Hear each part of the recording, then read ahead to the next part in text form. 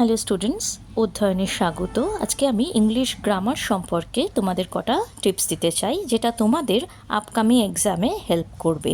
তোমরা যারা গ্রামারে উইক কিংবা গ্রামার সেরকমভাবে প্র্যাকটিস করো না, তাদের ক্ষেত্রে আমি বলছি তোমরা কিন্তু গ্রামারটা প্র্যাকটিস করো এবং গ্রামার অবশ্যই পরীক্ষায় অ্যাটেন্ড করবে, কারণ গ্রামার ঠিক হলে কিন্তু সেটাতে ফুল মার্কস পাওয়া যায়। যদি তোমাদের গ্রামারে কোনো অসুবিধে হয় তাহলে তোমরা আমাদের নাম্বারে যোগাযোগ করতে পারো, আমরা তোমাদের একটা আলাদা গ্রামার ক্লাস প্রোভাইড করব। সুতরাং হারি আপ এবং তাড়াতাড়ি ডিসিশন নিয়ে চলে এসো যদি তোমরা গ্রামার এখনও করতে চাও।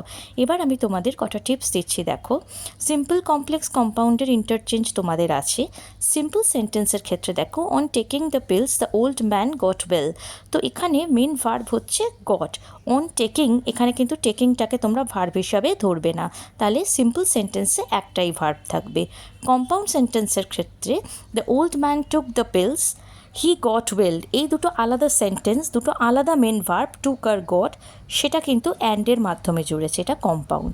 আর কমপ্লেক্স হচ্ছে the old man got well when he took the pills. তো when he took the pills, এই সেন্টেন্সটা কিন্তু তোমরা আলাদাভাবে করতে পারবে না, কেননা এটা সেন্টেন্সটা ইনকমপ্লিট হয়ে যায়। তো এই সেন্টেন্সটা the old man got well এই সেন্টেন্সের ওপর ডিপেন্ডেন্ট, এরম হলে এটা কমপ্লেক্স সেন্টেন্স হবে। আর একটা হচ্ছে তোমাদের এরম প্রশ্ন আসে, দেখবে as soon as he receive the news he started.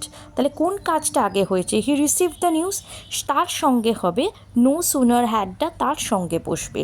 R then he received, মানে যে কাজটা আগে হয়েছে তার সঙ্গে পারফেক্ট যাবে, যে কাজটা পরে হয়েছে তার সঙ্গে সিম্পল পাস্ট হবে।